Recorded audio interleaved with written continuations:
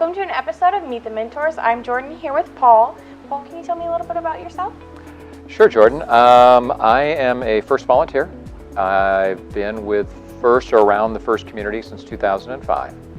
I'll try to make it a short story, but I was asked in 2005 by the Kauffman Foundation of Kansas City to investigate what it would take to bring an FRC regional to Kansas City. So a small group of us went out to the Denver regional at the time and looked at it and thought, this is fantastic, but it's huge. And so we formed the first regional planning committee and reached out to the very few teams in the area that already existed, one of which was Team 1108 here in Paola. So your early mentors helped me, they mentored me in the program, helped me understand what FIRST was about. So I have held the role in the FIRST community of the Assistant Regional Director of FIRST Robotics for Western Missouri and Kansas. I've been the Regional Director. I've been the Chair of the Regional Planning Committee. I have been FIRST LEGO League Partner. I have been Junior LEGO League Partner, and I've been FIRST Tech Challenge Cooperating Partner. So I've had all the roles at that level of leadership. And about 5 years ago, made the decision to go back full-time into my career, which is production. But I continued as a volunteer. And my job as a volunteer at regionals is as game announcer. So I'm the voice you hear in the arena, calling the matches, telling what's going on with all the robots having fun. I do that for the Greater Kansas City Regional. I do it for the Heartland, the new Heartland Regional. I've done it for about 8 other regionals, helping them get started or filling in if they didn't have a game announcer. And this will be my 13th year as a game announcer at the championship, the International Championship. I do the Houston version of that. And I also do the final rounds on Einstein. So if you tune in to the International Championship, you might hear my voice calling the match. Oh, wow. That's a lot. You do a lot. So can you tell me what it takes to make a regional happen in a small state like Kansas? Regionals depend largely on volunteers and on funding organizations. So the funders, there are some costs. You just can't put on a show for free. There are things you have to pay for, right down to the electricity sometimes of the arena or the school you're using. But volunteers are the ones that really make it happen. Volunteer committees who plan for a good year in advance. The Greater Kansas City Regional Planning Committee will deliver to us 3 regionals this year. And after they do that, they're going to turn around rather quickly within a couple months this summer and begin working again toward next year. The volunteers also staff the regionals. If you look at any one region, you may have several hundred volunteers who pitch in for these events. And you might only have 1 paid staff person, maybe 2. FIRST is like that all the way across the board. So across the United States, you'll have a regional director or maybe an assistant to that regional director. And then you have hundreds of volunteers who just love this program and want to make it work. So they all get together, and they do. There's a kind of a formula that FIRST has developed over its history as to how you set up a regional, how you plan for it, how you fundraise for it. And that leads me to the funders. There has to be some money that goes into it. The Kansas City area has some tremendous funders who help underwrite it, from the Kansas City STEM Alliance to the Kauffman Foundation through the STEM Alliance. Honeywell, Garmin, and other places. And Garmin is where I work, so I'm pleased that my company is in there as well, helping with things. And that's what it takes to put on a regional. But it also takes the teams to show up, right? So you all have to be prepared and ready to come to a regional and compete, and most of all, have fun. Is it hard in the beginning, at least, to find enough teams to put on a regional in Kansas? It was, except that the Kauffman Foundation at the time was very interested in making FIRST robotics competition work. There was a delegation actually of mentors from this team that went to the Kauffman Foundation and explained why it was really important to set up a regional event and help teams get started and help them get started. And they convinced the Kauffman Foundation to put a lot of money into starting our regional. And so I remember in the early days going out to schools literally with money in my hand saying, would you like to start a team? The Kauffman Foundation will help pay for your first couple of years to get going, which was unheard of in FIRST. Usually a team had to generate some interest and some cash and get some things going, and maybe after a year or two they could get going. I went around with the regional director at the time, and we were giving out money to high schools to get a team started. Following behind us, so we had the easy work. Here, have some money. Who's not going to say, no to that? But the hard work was, there were just, like I say, just a couple of FRC teams in the area, Shawnee Mission North, Richmond, and of course, 1108 Paola. And the mentors from those teams, especially the mentors, and all of them did, all of them participated, but I did a lot of work with the mentors of this team, of 1108. They went out and literally put thousands of miles on their cars, going out to these new schools that I helped get started by handing them the check. But they came in, these mentors from 1108 came in and helped these teams understand what it was to be a team. And I'm sure you're aware of it, the pedigree or the family tree of 1108 is enormous. So this school, this team rather, has mentored and has helped start dozens and dozens and dozens of teams, not only in this area, but elsewhere in the country. So you've got a tremendous legacy here that really helped. It was one of the driving forces that helped this region get started. It sounds that your regional also helped power Kansas City to create more FRC teams as well. It did, exactly right. One begets the other. So you get teams showing up, and so they come to a competition, and while they're at the competition, one of our jobs was to invite all the people from other schools and companies, say, come on in here and take a look at what these people are doing. And they'd come in and say, we want to be a part of that. We want in on that. How do we get started? Either as a funder to help schools get going, or mentors and teachers saying, we want this for our students as well. And so then by the second year, we had even more teams show up and say, can we please sign up for this? So think about it. We started with about 3 teams in this area, 1108 being one of them. Then within the space of just a couple of years, we shot up to about 40 teams. And I think in this area now we have so many teams, we've got to put on 3 regionals just to take care of them all. But that's because there's just been this growth effect that when you bring somebody to an FRC regional and you say, this is what we're talking about, look at this, look at what these students are learning and what they're experiencing, what their mentors are doing.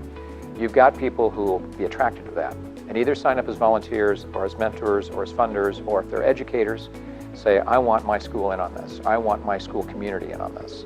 And it just keeps growing. It is an expensive program. It does take a bit of money to be raised by a team, as you're aware, from season to season to season.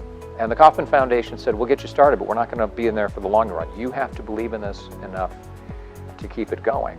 So teams have to make that decision. And over the years, we've seen a few teams disappear because they've lost their funders. Or more than likely, not their funders, they've lost their mentors.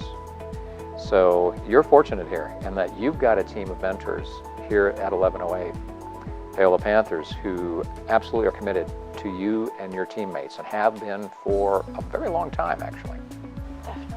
So you were talking about that attraction factor that FRC teams come with at regionals and such. What do you think is one of the biggest things that can make someone say, I want to be part of this, I want to be part of this big organization and do something with it? I think the biggest thing is for someone else to invite them. Okay, so if, let's say as a student, you know other students at Paola High who might be interested in this program, to reach out to them and invite them, that's how they get involved. They almost don't get involved the other way. As mentors, as volunteers, we reach out to people we know and say, hey, have you ever thought about doing this or that with First Robotics Competition? Or let me, just come with me. You don't have, no obligation. Just come to this free event, take a look and see what it's about. And, you know, maybe there's something that fits with you. That's how I got started. I had people I knew at the Kauffman Foundation where I'd worked years before who said, we kind of think you'd like this.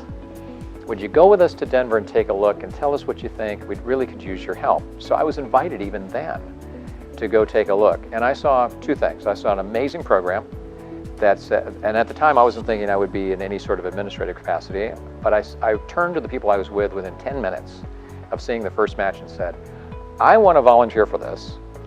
And not only that, but I know what I want to do. That guy with the microphone, that's what I really want to be doing when I start volunteering for First. So it's the invitation. You've got to invite funders. You've got to ask your funders to invite other funders. You've got to ask anyone who is part of your community to reach out to others and get them engaged and get them involved. And never think there's never going to be something for them to do. We're going to run out of stuff for people to do. Think about it. We've gone from 1 regional event to 3 this year. The sky's the limit. This organization, this program rather, has got to have more volunteers, both at the team level and at the regional level. So we know we've talked about in the past what students can gain from First. public speaking, just skills that come with money and budgeting and fundraising, but your volunteers don't get paid. So what do you think their benefit from it is, their time and their devotion to this organization? What they get out of it are several things. First of all, if they understand what this program does for you, the student, or your fellow students, they see it as an opportunity to give back. Most adults are looking for an opportunity to do that, to help the next generation be successful, because that's only good for our nation, it's good for families, it's good for communities. And they're not always sure about where they can do that. The second thing that they're attracted to is the fun they see you have. So when someone comes to regional and they see students having, as we say in FIRST, the hardest fun you'll ever have, and they recognize these students are not only having a great time, but they're really working hard. And they're working on something really important with people they're getting to know who are inspiring them to get into careers. That's a pretty cool thing. It's very attractive for an adult thinking about where can I volunteer in my community to be a part of that. I think the thing that actually, and you may not have asked this question, but what may stop a volunteer from signing up once they see all the glitter and all the fun stuff, right, is they sometimes, even as adults, don't think they have it within them to be a volunteer, to be a mentor, or they think they need to be an engineer or they need to be someone in the STEM fields, which is great, and we're glad that there are mentors from the STEM fields because that's the objective of the program. But we need as many non-engineering mentors as possible. I can't engineer my way out of a paper bag, okay? That's not what I do. I'm a video producer, I'm a photo producer, I'm an events producer. I make shows happen, I make photos happen, I make video and commercials happen. Now, is there a STEM component of that? I suppose. It's technology that we use to capture the images, but that's not what I do. I handle money and budget and time and people and locations and wardrobes and all these other things that have nothing to do, really, if you think about it, much with FIRST. But I'm not there to try to mentor students into my area of professional expertise, although some have asked me about my area and have gotten interested in it. That's fine. I'm there because I can do things like help teams maybe be better at their communications. I can help work the event so the event is fun. By my being there as a non-engineering mentor, I free an engineering mentor to be with their team. So when I talk to people who are not engineers, who are not mathematicians, not scientists, and they say, well, I don't know about the robot thing, I can't get into it. I say, no. We need you to free up the STEM mentor to be with that team. And you can be with teams as well as a non-engineering mentor and provide so many other roles. You mentioned some. You're dealing with things like finance, okay? So you may have a mentor whose background is in banking or accounting or finance or business finance. This is a video production, so maybe somebody like me shows up and gives a few pointers. I think that is a barrier to mentors. Time is another barrier. We're all busy as adults. We're all busy as students. We're all busy, right? And so to ask people to say, would you put in a little extra time, especially in the winter when it's cold and you'd rather just go home after work and put your feet up and have a milkshake or something, you got to be motivated to go do it. So it takes other mentors to say to the people who might be good prospects, it's worth it. Come try it. Just give it a chance. So do you think that maybe we mentor students into career fields, so many across STEM, and like you said, not even across STEM, we have people who want to be video producer and journalists in our team. But do you think that you can do that with adults too and your volunteers and be volunteers? Do you think it helps them find a career path maybe they weren't so sure about before and they get a chance at it now? Well, I've not, in my experience, seen a lot of volunteers move into a new career path. I did see a teacher once go from being a science teacher to an engineer because of FIRST robotics competition. He was the coach of the Liberty School, and he said, I really dig this engineering so much, I'm going to go be an engineer. So we all kind of scratched our heads and said, we were supposed to be your students doing this, but Ben is a fabulous person, and he went off and became an engineer and is still a great asset to the program. So you don't see that happen very often. What I think you find is you find people find an opportunity they hadn't had before that they kind of thought they could maybe be good at. Could be as simple as, I think I want to help students. How can I do that? I'm not a teacher, I'm not a mathematician, a scientist, a tutor, how do I do that? And they show up to a FIRST Robotics regional event and they volunteer, and they realize that their presence there is helping make that regional event a tremendous experience for the students that are there. And they get a lot of satisfaction out of that. I've talked to volunteers over the years at many regional events here in Kansas City and elsewhere around the country at the championship. And they're not, what a volunteer will tell you is that it's just so self-satisfying, it's just so self-gratifying to be able to go and help some way where students are having a great time. And I'll tell you the other thing they tell me is that they were kind of a little leery about going to an event with a whole bunch of high school students because they weren't too sure how that would work. And they come away saying, these are the best behaved young adults we've ever seen. And I love being here with them, and I can't wait till next year. In fact, some of them have told me they're disappointed it only happens once a year. They want more opportunities. So, and then others will find roles they hadn't thought that they were that good at before. I know a game announcer who'd never tried announcing, and he started doing game announcing and just jumped right into it. Just fell into it and loves it, and he's got his kind of like a secret hobby now, right? He still does what he does in his real life, but this is kind of his hobby life where he can show up and get on a microphone and perform, and it just kind of comes out. So I think people discover their talents in helping young people have a great experience, less so than they making a career change as a result of it, but I wouldn't be surprised if every once in a while that happens. So when people look at First in Robotics, it seems that it reaches way beyond even just the students at one school. It reaches out to the family members and the friends and the teachers all around them. Yeah, Is that right? that's exactly right. Yeah, because then the mentors or the volunteers, the students, anybody involved in First Robotics, they begin talking to people about the experience, begin influencing them positively toward it, or even to have them think about where could you volunteer in your community. They may not want to be part of First Robotics competition, it doesn't fit them, but they might be inspired by their friend or their relative who is actually volunteering and is a mentor, is a volunteer, getting in there and helping young people, and they start looking for their own opportunities to do that. And slowly over time, some of them also begin to say, you know, I've heard you talk about this a lot, Paul, and I can't help it, I have to. So I'll tell people about First Robotics competition. And over time, I've had people say to me, you know, that thing, that First Robotics competition thing, are you still doing that? Maybe I could come and take a look. And I've got a fabulous opportunity this year, as I've mentioned, maybe not mentioned, but I work for Garmin.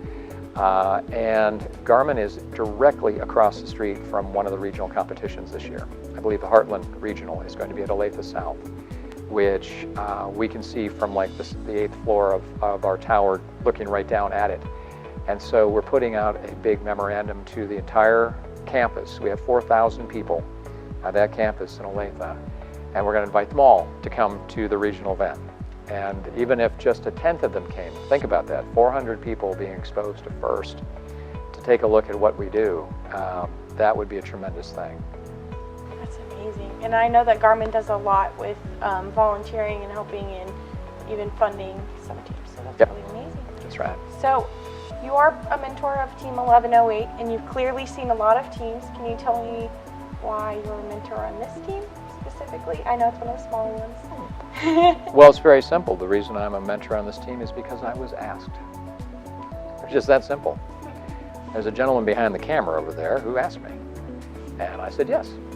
And a lot of other teams have asked me for my time or my ideas or help or expertise, and I gladly give them to them all. I feel like I'm a mentor of all teams, so which, you know, having been the regional director, I kind of feel like all these teams are, you know, all my friends anyway.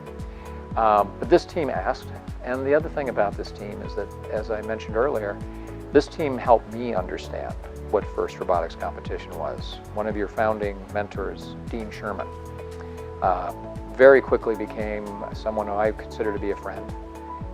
He showed me what FIRST was all about. In fact, I first met Dean not here in Kansas City, but I had already been asked to be the assistant regional director, and I was sent to Manchester, New Hampshire to meet with Dean Kamen and the group there to begin learning what it would take for us to get our regional started. And the other regional director couldn't go. So they asked Dean to go, and he and I met in the Manchester airport waiting for a cab ride into town. And we kind of looked at each other and said, "Are you Dean? Yeah, are you Paul? Oh, hi." You know. So we met each other there at First Robotics competition headquarters, at FIRST headquarters in Manchester, New Hampshire. And very quickly, it just went like this. We just very suddenly became good friends. We saw eye to eye as far as what was important for students, why you would do activities for students. He taught me the meaning and value of FIRST robotics competition. He took me out here to see the team.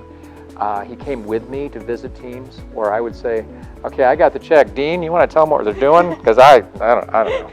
And learn from him in the course of the first couple of seasons. Just a tremendous man, tremendous family, the Shermans. And it affected a lot of us greatly when we lost him. But this was the team that mentored me. This was the team that mentored this region. It was such a spark plug, and just would always show up at every regional and walk in, not necessarily to set up their own pit, but to get it going. And okay, you guys do this, and then spread out, everybody. Get out there, said the team every year. How can we help other rookie teams, other teams that have need? Every year, I could count on Team 1108 to show up, toss their stuff in the pit, kind of get going on the robot, but the bulk of the group spread out and began looking for teams who needed help, reporting to pit admin saying, just send us wherever we're needed. And before long, you could look around the pit area and just see 1108 on the backs of shirts in pits all over. And people would come to Team 1108's pit and say, you all know what you're doing. Could you come and help us figure out how to make this? We had people in the early days who were so new to the program and had so few resources, they literally showed up to the regional event with their kit of parts. Imagine that.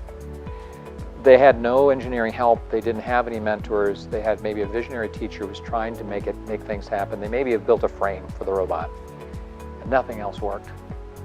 And the mentors of your team went over and helped them build a robot in 24 hours to put on that game floor. Now that robot may have just moved, and it may have pushed a ball or gotten in the way of an opponent, but it did something. And without your mentors, that robot wouldn't have worked.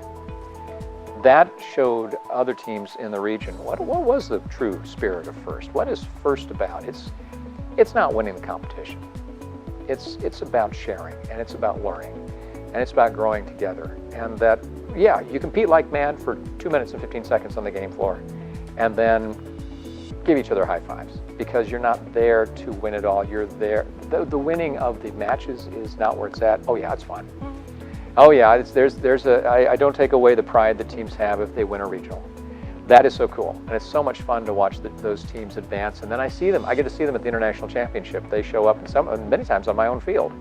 So I get to game announce for them again, and they're at the International Championship. That is cool, but that's not what we're all about.